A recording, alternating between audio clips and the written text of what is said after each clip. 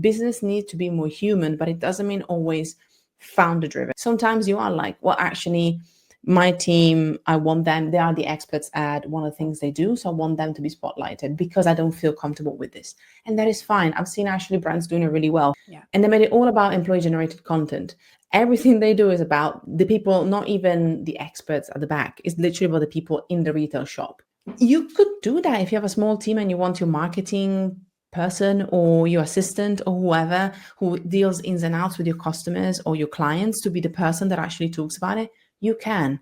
If you want your customers to be the people and you find that they're willing to showcase things, that can also be leading your marketing. As long as it's human, that is where we're going. That, to me, that is where we're going. This is Let's Make Waves podcast. I'm your host, Rana Al-Basri Marwad, and I believe that we're all here to make waves. I created this podcast to help you build your brand by sharing with you tools, resources, and strategies to gain professional authority for better business opportunities.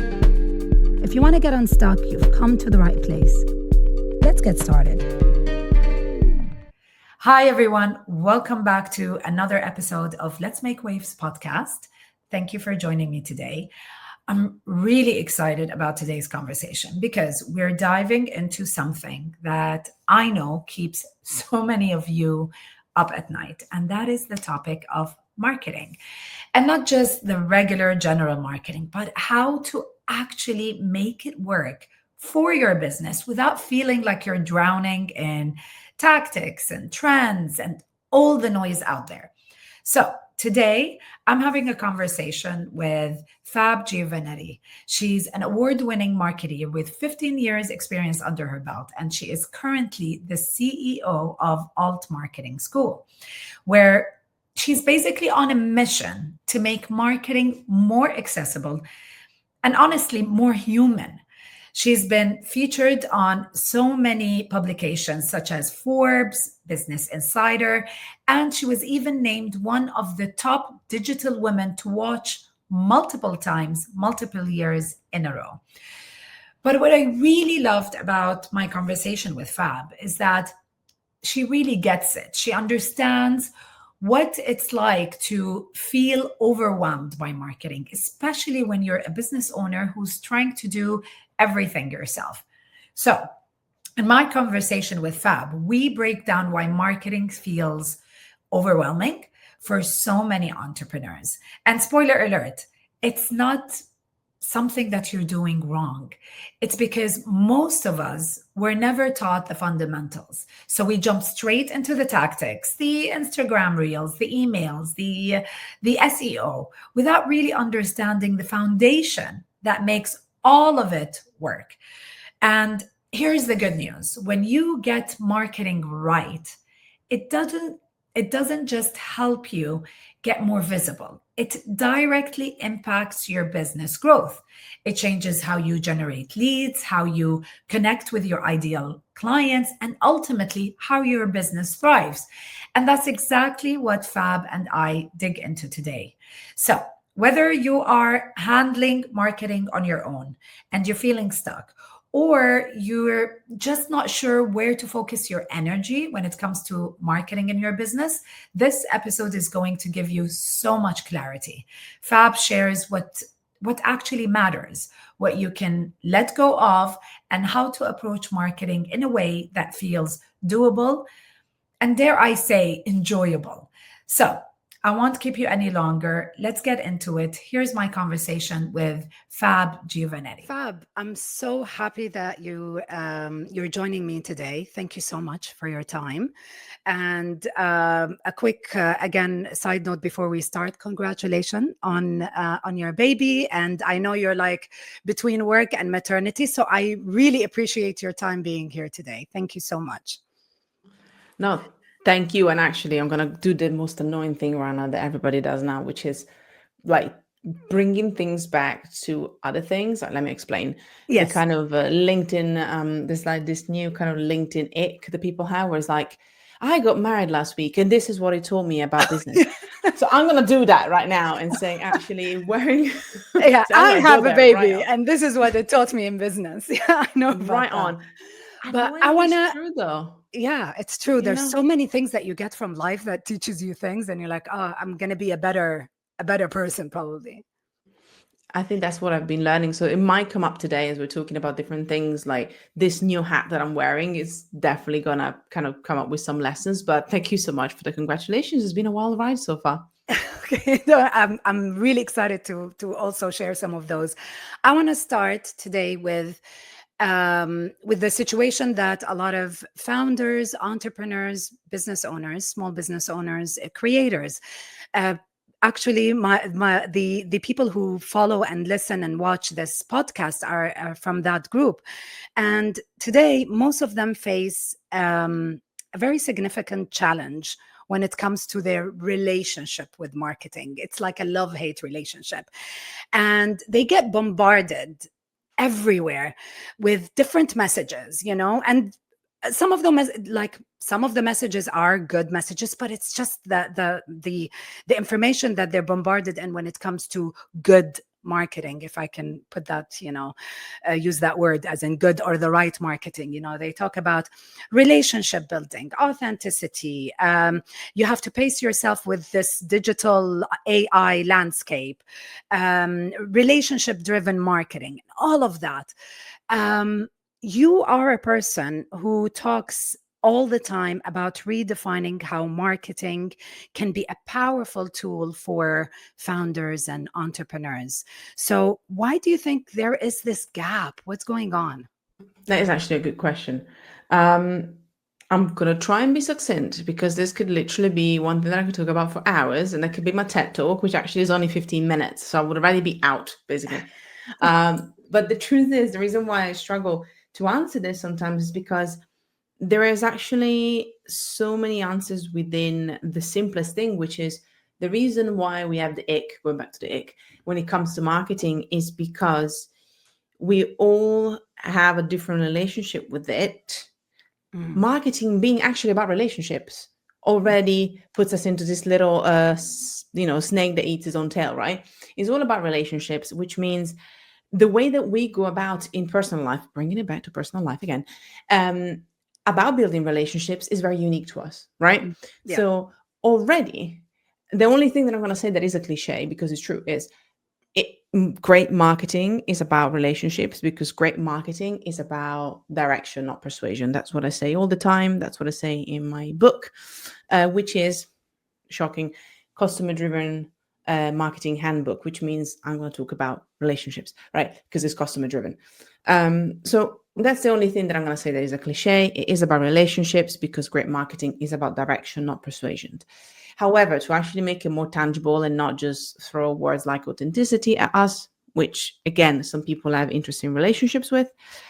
If marketing is about relationships and each one of us has a different way of approaching them, it actually explains why when we are reading advice that doesn't resonate with us, or there is very blanketed, or there is very much do this, don't do that, or that sometimes is even too generic because it's a couple of words just thrown at us, we can feel either disheartened, confused, overwhelmed, or once again, a bit like the ick, right? I was like, oh, this doesn't resonate with me.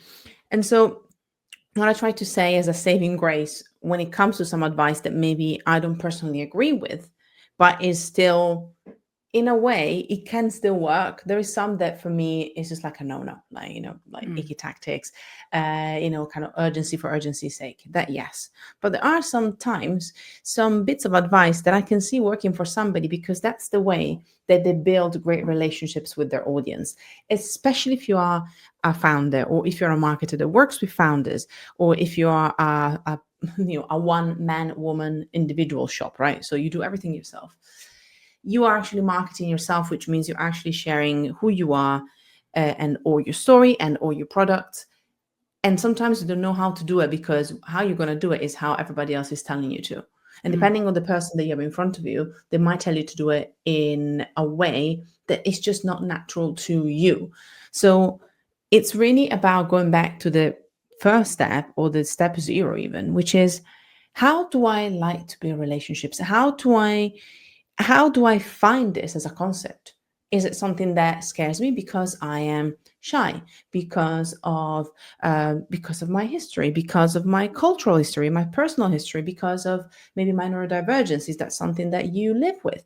It doesn't matter. I think once we understand that building relationships doesn't come easy for everybody, and marketing is building relationships at scale, and networking, customer service, and all of that together, it's all really about talking to people and relating to people. And it can be exhausting. And when everybody's telling you that their way of doing it is the best, woof, that is a lot. So that's the short No, version of no, the long no. answer.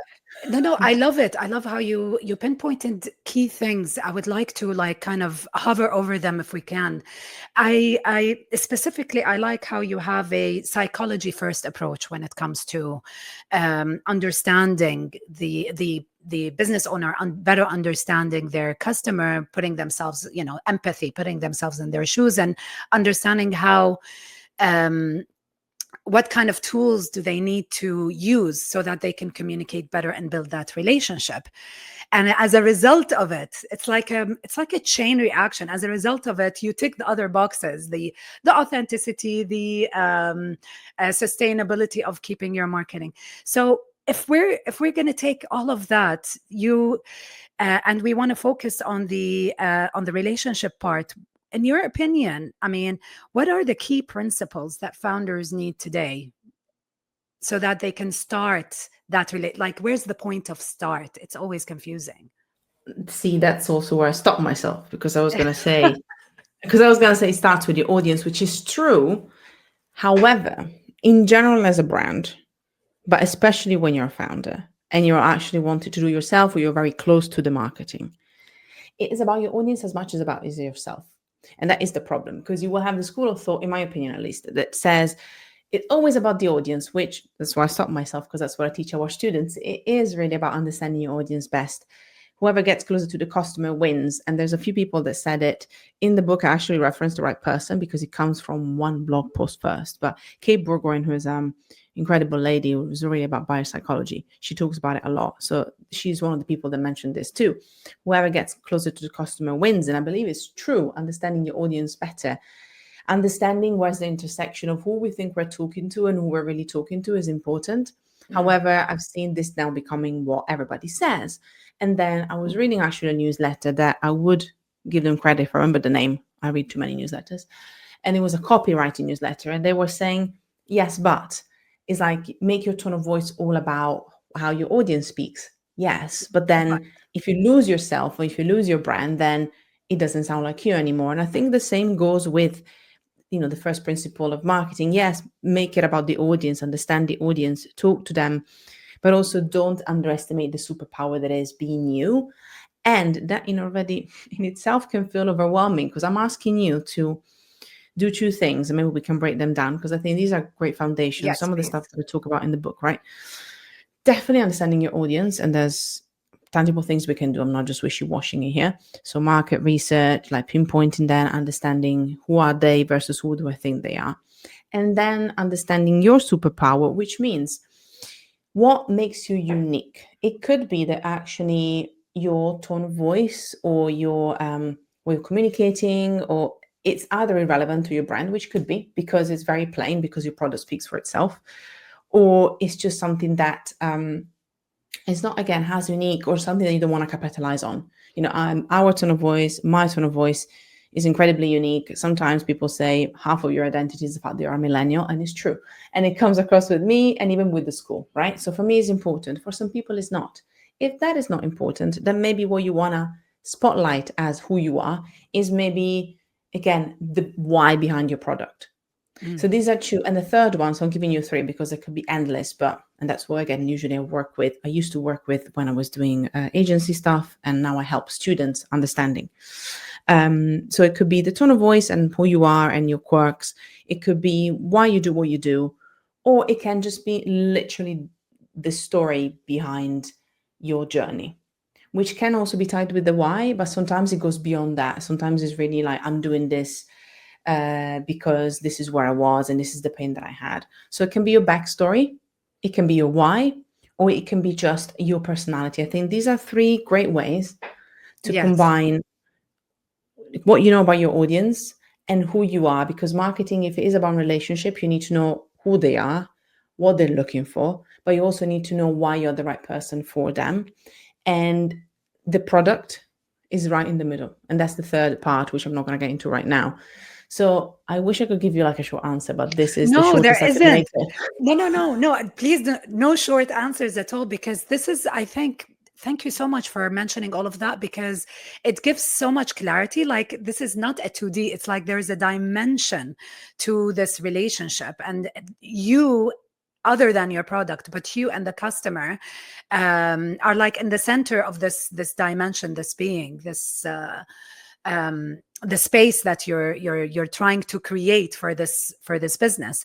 So if we take these amazing three points that you've mentioned, can we say that today marketing for a business and all the tools that we need to utilize marketing for a business can be more powerful if we also add to it founder-led communication or marketing? Do you think today, with what's happening, with all the noise that is out there, these two need to work hand in hand, or are we still in a place where it's okay if it's separated and we can do marketing as a business alone versus founder alone?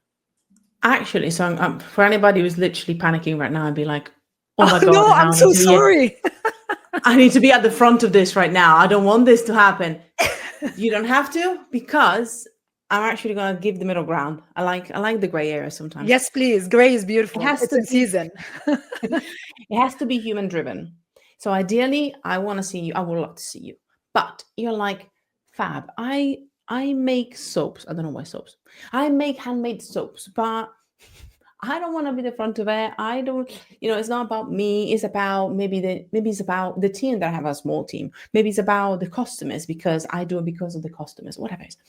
You can make it human driven by not making it about you. Your personal brand matters, but I think sometimes because you feel that's the first thing you need to do, or that's the only way to tie things together. Once again, this is the way things should be done. Therefore, if you don't do it, it's not going to work and it shuts people down. So it doesn't have to be. I like it when it's like that because I'm a curious being. I'm a people person. But if we're looking at it as more as in the middle, as long as it's human driven, I think that's what is important. Business needs to be more human, but it doesn't mean always founder driven. I was literally talking to somebody today for our event series at the school, talking about meta ads, so just to give you some context. So still talking about content with people in it. And even our lovely teacher said, well, sometimes a brand is too big and the founder is not really the core focus.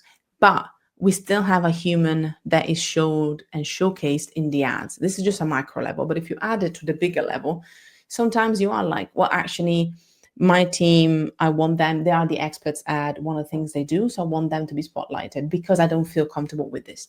And that is fine. I've seen actually brands doing it really well. Think about, I know this is a more commercial brand, but let's run together. I'm in the UK, and Curry's PC World is very famous retailer that sells electronics, right? Yeah. And they made it all about employee generated content. Everything they do is about the people, not even the experts at the back. It's literally about the people in the retail shop.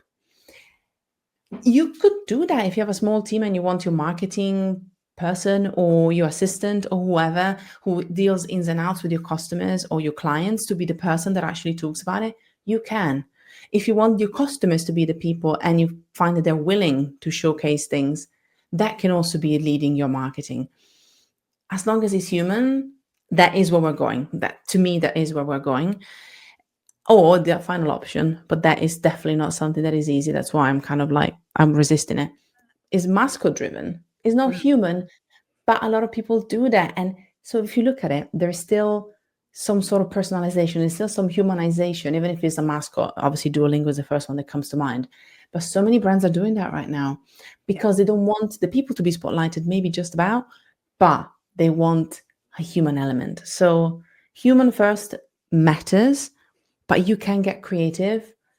And I challenge you to think about whether that might be the best fit for you, even if it's just to start. And then you find out whether you want to be the face more. But I've seen brands doing it, and that's why I'm thinking like it's unfair to be like, it's not possible. I've seen it happen. Yes, Big or small brands. yeah, I agree with you. And so many places around the world where culture plays a role.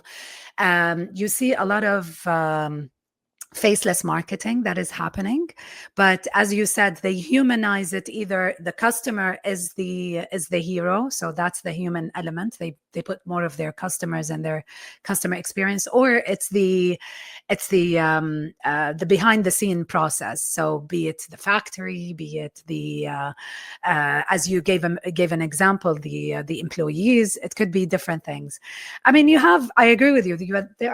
There are big companies. I mean, first thing that came to mind was Lego, and Lego spotlights their customers. They are the people who actually vote for the new designs and new things that come out, and they do a lot of things. And I'm so grateful for you for mentioning that, because I think one of the reasons that a lot of founders are very skeptical about marketing is that because it looks really complicated to them. And by simplifying that, it is it's a toolbox, and there's so many tools in it. It's not just one thing and it has to fit everybody. It's not a cookie cutter. So I'm really happy that we're delving deeper into this. Now that we kind of established that marketing is malleable in that way, there are principles that you cannot ignore. And one of the main principles is human centricity. Today, we are being pushed more and more, and that is thanks to the democratization of media, where social media is the tool for, and the internet, of course, for our marketing. And because of the way it is, it's not human, it's not in person. There's a lot of how can I say, it's like having a one direction type of communication, and it's very hard to get all of that feedback. So now that we are in this stage, and now with AI put into the mix, how can founders build marketing systems that are sustainable, that are human centric, but they are also systems that give a solid foundation for them to later on scale in whatever form or shape that they want? I love that. And I'm going to answer the question. I'm just going to add a little thing that you mentioned. This is, the micro tangent, the smallest tangent. I'm going to blame my mum brain. It's like that's what it is right now. It's just tangents. Go ahead. Just in case anybody's feeling like social is a one-way conversation. One of my good friends, Sophie Miller, I'm going to mention her because she's amazing when it comes to social, at Pretty Little Marketer. She talked about this as well. And it's something that we talk about a lot. Our best-selling course is actually the one about community strategy.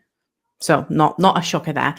And she talks about actually how social is becoming more community-driven. So looking at DMs, looking at private communities, looking at broadcast channels, even on Instagram. So just to say, it's interesting that there is a two-way conversation happening in there. I just wanted to do this aside. So it is shifting. And as you say, it's all about the different tools in our toolbox and having the right knowledge or people. Again, and that's why I recommend Sophie to look at for the tools that you want to use, to know how to make the most of them, because they change quickly. That's the only thing about marketing. That's why there are marketers as well, I want to say, because it's okay for you at some point to let go. I'm talking about scaling, we'll get to that, of marketing. That will be my recommendation whenever you can, and have somebody that not only can do the work. It's good to have the manual labor, but obviously somebody that can execute, but also to have somebody that can take the time to look at what's changing, what's adapting, so that hopefully I can give you a couple of tips to build systems that help you scale, but also that are timeless in some respects. But most platforms are not timeless, like especially social platforms, especially hybrid social. Even podcast that is not a social platform is changing, for example. So having an expert that can just not just execute, but also keep on top of it is very important. Aside, let's move on to systems and scaling. Really funny, because that's one of the things that I'm probably most well known for, because I'm obsessed with it. I guess the Virgo in me just comes out, and I'm obsessed with systems. So we help our students in marketing to hearts, but then funnily enough, we want to make marketing better for marketers and founders, which means I talk a lot about systems. Because, as you said, in order to scale and or let go of some things, we want to build systems. So start before you're ready, because then when you want to hire somebody, when you want to let go of some things, you already have something there to give them, a foundation to give them. So even before systems, actually, going to be super annoying because you're like, Fab, this is not sexy, but it's the most important thing you can do. Start getting familiar with how you do things right now, even if it's a bit messy. You have already a system there. 90% of us do. Maybe it's literally writing things in your notes app and going with the flow. One of my students was like, but Fab, all I can do, and they are consultants, so they help clients, but they also do their stuff, right? All I want to do is just go with the flow. I have an idea and I just want to execute it, and I just make the time to record the content. I don't want to do all of this 3-step time blocking, and I don't like systems. And I was like, okay, so how do you do things? Well, I usually write my ideas in my notes app when I'm out for a walk. And then when I feel inspired, I put down there, I get my laptop up and my phone up, and I start recording. I was like, that is a system. Exactly. It's a system that is not maybe what you think is a system in the structured way, but it is your own way of working with how you work best. So if founders started tracking how they do things in their marketing right now, that will be the best investment of their time when it comes to systems, even before they set up, a content calendar system or a content creation system. Why? Because then when you are, first of all, when you are making your content creation, let's use system better, you know where you're starting from. Secondly, if before you make it better, you even start outsourcing some of it, you actually have something to give somebody. This is how I've been doing things. This is where things are. So I am going to use a big word, which is SOP, or that's an acronym because we love acronyms in marketing, God knows why. Yes, we do. Just throwing it out there. Standard operating procedure, right? It's basically instructions of how you do things. If you build at least one SOP, one standard operating procedure for your marketing, one walkthrough. I love Loom. Just do a video, Loom it out, everything. Just talk like a crazy person. Again, now I'm talking to a 4-month-old. At the time of recording, she's 4 months old. I need to talk at her all the time. You know what I'm talking about. They're not responding. You just talk and talk and talk. So it's kind of funny because I thought that's what I do when I do recordings of all of my SOPs. I have about 150 by now. I've been in business for 11 years. Just context, but I have lots of videos, and some of them get outdated because I do a new one and then I archive them. But literally talking through, this is how I do my newsletter. This is how I usually post on social media, or how I edit the content, or where I put my captions. First of all, it allows you to see blind spots. You see actually what you're doing and where you're missing things. Secondly, it allows you to break it down better and see where you actually already have a system, as I said, even if you don't think you do. And thirdly, it allows you to outsource it. But even better, which is not intuitive for everybody, but maybe you kind of train yourself a bit to do it, you start seeing room for improvement too. Like for me, it's very intuitive because that's part of what I do day in, day out for our students right now as well. And I help them do the same.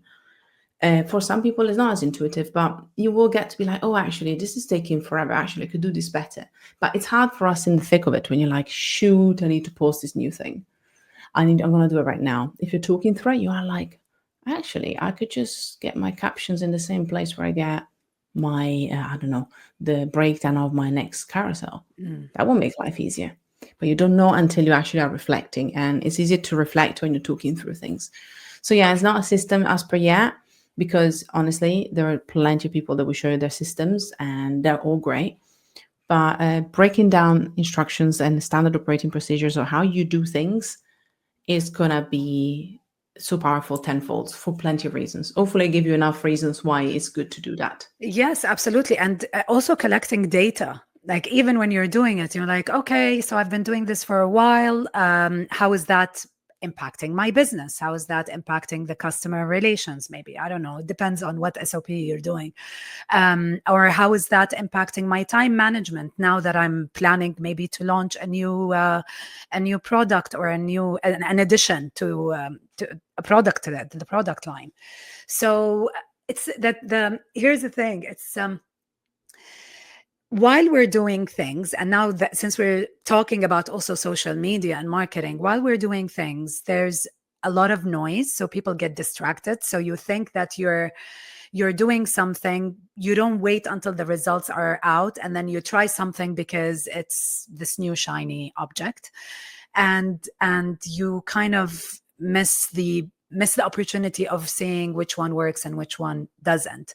So because we, the attention span is like decreasing everywhere, not just for the customer when it comes to digesting information, but also for us as founders in creating the content or creating all of that material. What do you think are certain things that no matter what happens, no matter what shiny things come out, they should always be tracked, they should always be systemized, like people cannot ignore or try to outdo it into another system? Like, are there certain things when it comes to social media and marketing that founders should not put aside for something else, that somebody is saying that they can, I don't know, gain 1 million follower in 5 days? I'm trying to think if I can give you something that is actually super social media related. I think I'm going to go more into customer retention. Everybody, Sure. apologies, and kind of that kind of stuff as well. But also, I love you talking about the love of data. Made me all fuzzy inside. Yes. I'm weird like that. People get excited about lots of things. I get excited about data. I'm sorry, but people that's why I do what I do. In general, I think I talked about it before. Getting obsessed with your customers and as much as you or audiences, as much as you can know about that to me, it's invaluable. And you can actually get some decent insights now on social too. It depends, to be honest. I think it's only going to get better because people are desperate for it. But not just things like demographics, right? Which we know, and if we don't know, it's things like location and age and things like that. But also psychographics. So starting to understand some of the preferences, even if it's just other people that they might follow, type of content and formats they resonate with. Like if you're looking at social specific, for example, just kind of what content do they love? And then the only thing I'm going to say to that, because it's a thread, hopefully, that you can see. When you're learning these things, it doesn't mean that you have to be, I'm going to do carousels because my audience loves it. But writing a carousel to me is almost as equal as, what is something really irking? I'm trying to think about putting my feet into water full of ice. I don't know. I was trying to think of nothing too terrible or too macabre. But you know what I mean? If you hate it, it doesn't mean you have to do it, but at least you get the knowledge, So there is a lot to be said about this data. It doesn't mean you're going to completely shift what you do, but you're going to ask yourself, do I need to match where they are at, or do I maybe need to talk to other people? So social data can be really powerful. Psychographics, it's harder to get them on social, but lots of questions, even just a poll on social, even not necessarily like on email. Those are even better because you can get more info if you do a longer poll, but it can be a simple survey with a one question on a poll or in a broadcast channel or a question sticker even somewhere. All that data is invaluable. Reviews and testimonials as they stand, great, but also what data can you get from there? And I think that's where AI can really help. So having a system to gather data, it's powerful. We do it in our newsletter, in our emails, we ask people a couple of questions. That is good to segment them, yes, so to send them specific emails, but also it's stuff that we can use for the future. So that we actually know that, we ask different questions at different times. We start learning what are their main problems. We start looking at some of the things that they download versus others. So if you can get obsessed with the behaviors of the people that you already have and the people that you want to reach, and find a way to systematize and automate that as much as possible by asking questions at different points, and the data to be found can be a spreadsheet. We use Notion a lot. That's where we put our stuff. Yeah. That is so powerful, because then if you ever want to use, for example, AI to process some of the data and give you some actual insights instead of loads of rows, then you can do that. So to me, that is very powerful. Gathering information about my customers in a way that's easy. It's almost as important as, again, systems to create content faster or things like that. The only thing I'm going to say though about content and stuff like that, so that's one thing which is huge. And I will say always start with one thing. What is the one system that you can set up that allows you to get to know one more thing about your audience? Maybe it is a monthly survey, whatever it is. Maybe it is a form with one extra field that has the right question. It doesn't matter. That's the thing. The other thing that I'm going to say, which is a bit broader, which might be more exciting for some people, is just a backlog. Have an archive of your content. Evergreen is usually best, but it might be that you want to just archive everything. Have an archive of it. You can. I find that sometimes when it's super timely, I'm like, it's okay. But if you can create an archive, and even better, automate it so that everything gets in there. But if not, you just manually add it there or have it there first and then you post it. You will not regret it, because I find that some content doesn't age and some ideas don't age, and you can repurpose them and repackage them. So the sooner you start, the better. If you haven't started it yet and you have 500 pieces of content, I'll say pick your battles. Yes. Some people will be like, oh, now I need to put it all in there. Like, no, queen, no king. You don't start where you're at and start from today, and that's also fine. So yeah, prioritize the audience stuff if you can. I would say the content always feels more exciting because it's like a bank of things you can reuse, but the audience stuff, that is the gold. So I know it's like the carrot and the stick. Go for the stick as well. Just don't go for the carrot. Yeah, exactly. And you've mentioned a couple of things. It's although there is this misconception that data can only be collected on social. I love how you also integrated other marketing tool, like within the marketing overarching umbrella, email marketing, any kind of research that you can create. Some people do it on the ground, some people do it through social, through email. Data is really, really important.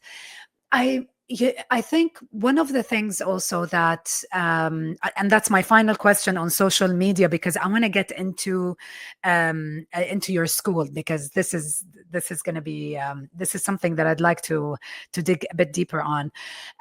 But one final thing on social media, a lot of business owners, they use social media for it's like a conditioning that's been happening, if I can use that word, that social media is successful when it's all about the follower count, other than the metrics, but it's all about talking to the audience, doing things that might go viral or at least popular.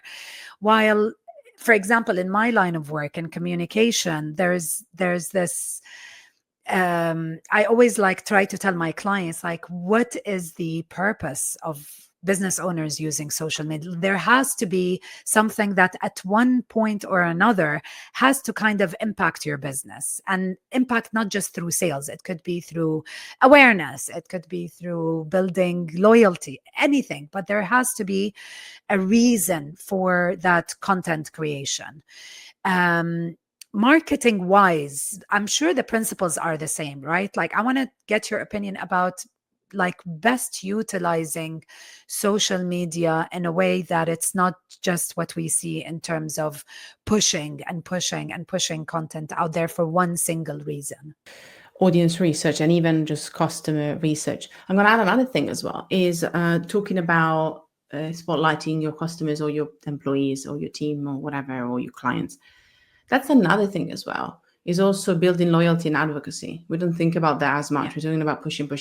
Telling stories, great.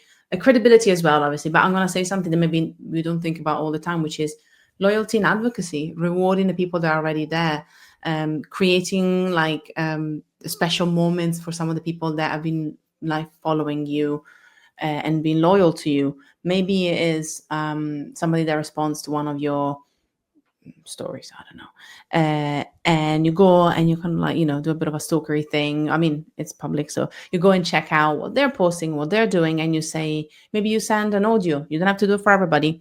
Pat Flynn, I remember he said in one of his books, he would do it once a week for one of his followers, for example. You do a little audio and be like, hi, thank you so much for taking the time, love to see what you're doing. And maybe you see something in common that you had, maybe they celebrated something, and you just take the time to notice that for them. So that's another example.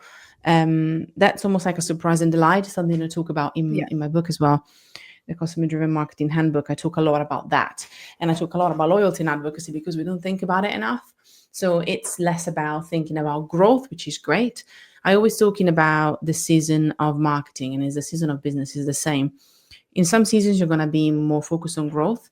In some seasons, you want to be focused on sales. In some seasons, growth might look like awareness, right? So just getting new people to see you. But then in some seasons, you want to focus on slowing down or you should slow down and think about the people that are already committed to you. How can you celebrate, support, surprise, and almost reinforce your relationship with them?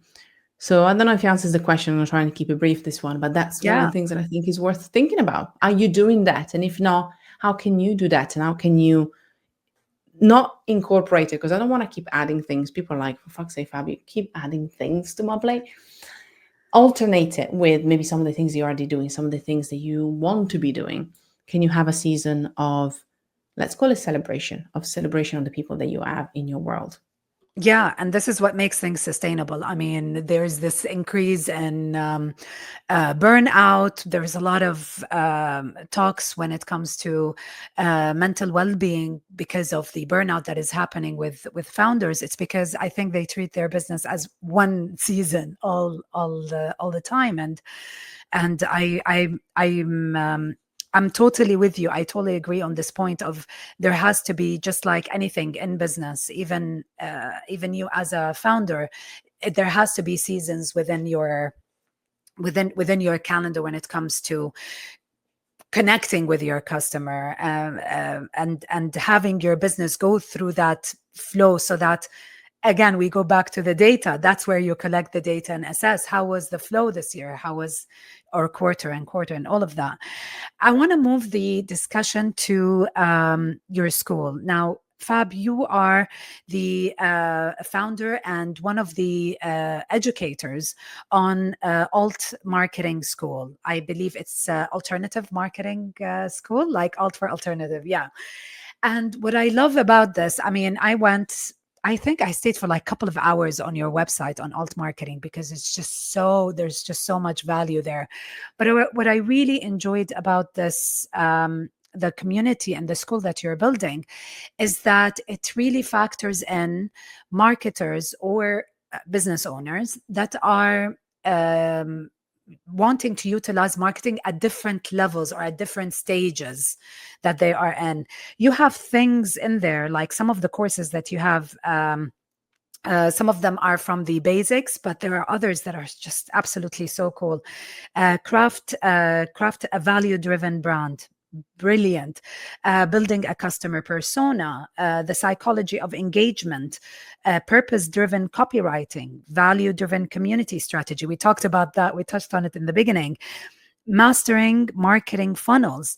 So can you tell us more about this, your alt marketing school, and why do you think, and this is honestly, I'm just going to put it out there, this is what I believe in. Yes, I'm a person who has gone to university and graduated, and yes, there is great things about going to uni, but there's a different thing when you kind of step up your skills or even learn new skills from people who have been doing it on the ground. So it's not just, it's not just a curriculum that you have. It's not just principles. So can you tell me more about alt marketing school and about the different courses that you have? So the school was born mainly because I felt that marketing education was missing something. Now, the funny thing is that I didn't go to uni to study marketing. I studied languages. I know Russian, just don't test me on that because I don't remember it no more. But I did English and Russian at uni, and literature and language.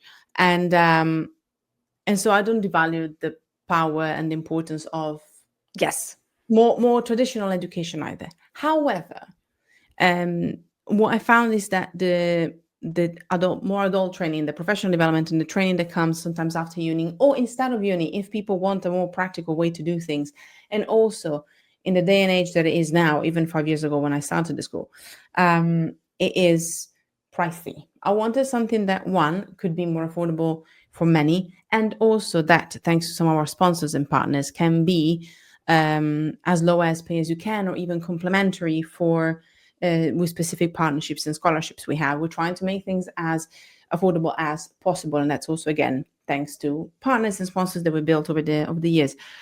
because I want to make marketing as accessible as possible. And that is both from teaching people how to make marketing accessible, but also by making the education accessible. And then what I realized as we continued, and that's a lesson for anybody, as I said at the beginning, what my wedding taught me about marketing, I guess, but what my business taught me about actually marketing and just running a business is that things will evolve, and the more you listen to your people, the more you understand what they need. And I thought that actually maybe at the time our students needed more different type of education, like a different curriculum, different type of learning, more heart driven, etc. What I then learned in the last year or so, there's been a shift where yes, they want the hard skills, and we teach SEO, we teach, as you say, things even like marketing funnels, and also value driven marketing still has some hard skills in that. But also what we have built is a space and a place that makes marketing better for marketers as well. So we give them the tools to make their marketing more efficient. We give them a safe space to ask questions about how to make things more effective, or to connect and to share ideas when, if you are a marketer, but also if you're a founder, you ain't got time. You talked about burnout. You ain't got time to do nothing. If you're a marketer, you have 15 campaigns. If you are a founder, you're wearing 17 hats. We wanted to give a space that allows and welcomes not just ideas, but also gives some feedback, gives some prompts, and gives next steps, then action them. So I think this is how I built the school. I built it at first with one need, and then I pivoted so much, I almost swiveled. And that's the only way we survived, because there have been dark times and there have been growth. There's been a bit of both. So I'm always honest about that. And I think the biggest thing that I realized is that, we say marketers need marketers, and that's the latest tagline, our initial tagline, which is still there, is market to hearts. And that's the main thing. But we realized that then things had to shift, because our audience was wanting as much as hard skills, which is where we are at school. So that's why it's not just like, a couple of educators just teaching what they learn. We actually have accreditations for some of our short courses, which means that you get actual points in the CPD, which is one of the traditional professional development bodies. So we actually want to give you something you can use for your work. You can add as actual official training. But at the same time, people also wanted a safe space to become better marketers that is tangible, that is very much about their confidence and about their skills and about their time. So we had to evolve. We listened to your customer, take the time. We saw the patterns, and we understood what they wanted, not just because they said it, but because of the things they didn't say, or because of the things they did, or because of the little in passing comments they made. And that allowed us, I think, to really differentiate ourselves and be alternative, not in one way, but now in multiple ways, which is really powerful. Yes, yes. And what I like is because, there are so many new things that come sometimes under the realm of marketing, the updates are more frequent. But, you're with this venture of the school, you have created a community, one of the courses that you give, but as also a founder who has designed a community. How does that community become a marketing tool? Because we talked about always listening to the customer and being in connection with the customer. You've done it with your target audience and by creating that community as a marketing tool. How are now communities more important than anything else before in terms as a marketing tool? Firsthand, how do you feel about it? Fun, quick side note and context. I used to run my previous business, 11 years in business, 5 years with this one. My previous business was mainly a community and events. Wow. I'm never going to do it again. I'm never going to, I love communities, but it's too much work. I'm never going to do it again. God damn it. You did it. And it's amazing. The feedback that is on the website, and I was going through, telling you, I didn't even realize the time. I was on it for a couple of hours because of the stuff that was being said, honestly. See, that's what's important, to get what people say and ask them for feedback, because then it catches people's attention. Anyway, I'm going back to the customer thing, but no, the point is, I didn't want to, but it just happened. And I am a facilitator. I know that I am, and I know that I can build that energy, and I can, and I love it, and it's easy for me to do so unknowingly. But what we've done, which is different, which hopefully is a lesson for other people as well, is that the community is a part that people can choose to be part of if they want, just to learn, to take it, and then take what they got and go away and do it. We also allow them and encourage them to do that. And I think, because I know our audience, so I think it's always about your audience. Like, our audience is busy marketers, and some of them think they want community, but then when they get in, they actually just want a simple path and different things to learn at different times. So we tell them that they can choose. And sometimes even the people that say, oh yeah, I'm here for the community and the connection, they don't do it. And at first we thought it was because maybe we didn't make it obvious or clear enough. And then we realized it's just because they thought that's what they wanted. Because some people that want to, they actually do engage in the community. They are there, they talk, they ask questions. So sometimes just we think we know what we want, but actually our behaviors tells us more. So that's just to say that sometimes I think there's lots of value in community, but also, one, try it if you're not sure if your audience thinks they want it versus they want it. Two, is more work than you think. So that's also always good to try it and see what it works like. And three, actually, if you're afraid of trying it, I was literally having a conversation with a friend today about something that she did in business, and she felt like people are going to remember forever because she tried this thing, and maybe it's going to be flopping. And I was like, babes, people are not going to remember next week, let alone in 6 months. Try something. The worst thing, that as long as if it's something that people paid for or committed to, do due diligence. And if you cancel it, refund people, or be open and communicate. It didn't work. This is why it didn't work. Whatever it is, right? Whatever the boundaries and responsibilities are, honor that. But aside from that, after that's done, people are going to be like, okay, all happened, clarifying, communication is clear. This has been discontinued, closed, refunded. Fine. What's next? Honestly, people will forget. Honestly, Yeah. people will move on to the next thing. And I think that's a lot of fear when it comes to building some of these things that people are going to remember forever. If it's not going to serve you and them, then do what you have to do and then move on. Yeah, and there's different forms of community. So you have the community that you have within alt marketing school, but I mean, there are people who have communities when it comes to their email newsletter, and there's a whole community there of people who there's a way of having a back and forth and understanding. So there's a community is as long as people like you make your customer feel they belong to a place. They feel that there is a means of communicating back to you, getting feedback, giving feedback or whatever, but at the same time feeling like they are receiving something special because they are part of that community. So we can, there's so many different ways of looking at community. It's not like one size fits all. Fab, I can talk to you for ages, but I want to wrap up with something. So other than you being the great marketer that you are, the entrepreneur that you are also an author. So you're actually a 3-time author. So you have Reclaim Your Time Off. That's one of your books. Your other book is Make an Impact, but the new one that is coming now, where people can pre-order, is the new book is The Customer Driven Marketing Handbook. I just pre-ordered mine. So can you please tell us what do we expect from this book? What are we going to learn from this book? It's a mouthful, by the way. Maybe I shouldn't say. The publisher will be like, "Fam, what are you saying?" But it's a mouthful, that title. But it is that. It is a handbook, and it's I don't even know how many words it is anymore, because obviously we did the final edit. Definitely over 75,000. So anybody, it's a lot, but in a good way. We got lots of lovely people that read it, early readers, and they said they're coming back to it again and again. So it's not just me. Once again, other people said it. It was yet another labor of love.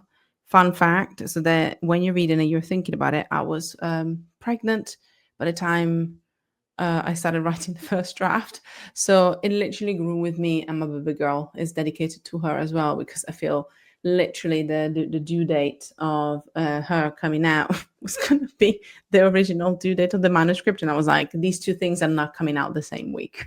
Trust me. The first draft has to be done earlier than that. But it was in itself a labor of love.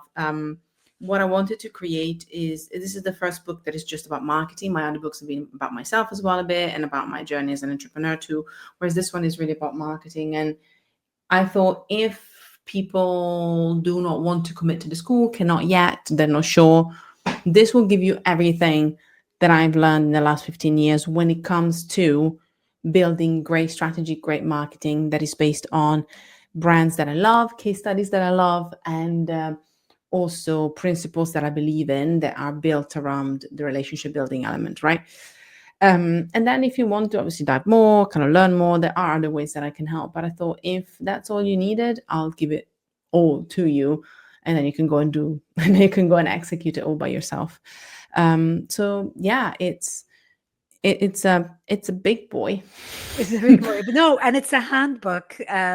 So it's something that you can go back to, and maybe go back to your initial notes. And it's like, how can I say, it's going to be part of your journey having a handbook. I've read a couple of handbooks before for other topics, more about self-empowerment and all of that. And I have to say, especially when you need something that can help you with accountability and to kind of clear the ideas, it's great to have it in a handbook format.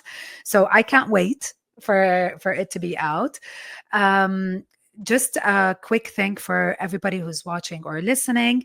Other than the link to Alt Marketing School or Fab's books, Fab was so kind to share with us some amazing free resources. There's going to be links in the show notes for the awareness days. And there's one which I think it's really cool. You guys should try it. It's the marketing personality type. It's a quiz. It's easy. It's fun. You guys will enjoy it. And it will give you, some really close results. There's also another resource, which is your favorite tools. Your favorite tools to use as a marketer. So thank you so much, Fab, for sharing these resources with us. And I'm gonna ask you one last thing before we go. What is next? Because I mean, I don't know how you do it between being a new mom, publishing book number 3, and of course having your school and having your students and partners. I mean, you've collaborated. You've done more than 250 workshops. You've collaborated with big names like SEMrush and Planable and Jolt. So do we have something new coming up this year, or is there something that you've been working on for a while and you're kind of revamping and we should keep our eyes on? I mean, I'm sounding just tired by just like thinking about all the things that I've been doing this year. I've been talking about. Please take a break. Leave some for us, please. I mean, I'm just coming back from maternity leave, so that kind of puts in perspective. But then, as a business owner, maternity leave is always, it's a bit serious. The whole joking aside, well, there's the book coming out. I think is the biggest thing right now. Book coming out, and then just iterating. We always have. We pace things, but we always have new things in the school. I think the last thing that is out by the time of this coming out is we are just getting accredited our latest short course, which is all going to be about planning and executing seasonal campaigns. So whether it's holiday season, whether it's Black Friday, any other season, you might have other seasons that relate to you. So that's one of the big things that we're pushing, that we're working on. I just sent it for accreditation, so hopefully that will come out. So that's me putting out to the universe. But yeah, just pacing things. We pace things nicely. We keep an eye on what's new, what we can do as training, and that's what I keep doing. And actually, putting everything in the school and the book means that I can do a few things very well, and then take the rest of the time to do sensory activities with a tiny person, which has become my new thing now. So it's kind of nice to have that. I don't believe in balance, because I believe balance means that you're doing things and they have to completely match. But I believe I'm finding a new rhythm, because rhythm means it can look different and it can be swaying in different directions depending on what I need on the week or even on the day. Well, thank you so much, Fab, once again for being with us. We really appreciate it. As we've said before, all the links will be in the show notes, so you please feel free to connect with Fab on LinkedIn and on Instagram. And I hope we have you back on the podcast, Fab. Thank you so much for your time. Thank you for having me.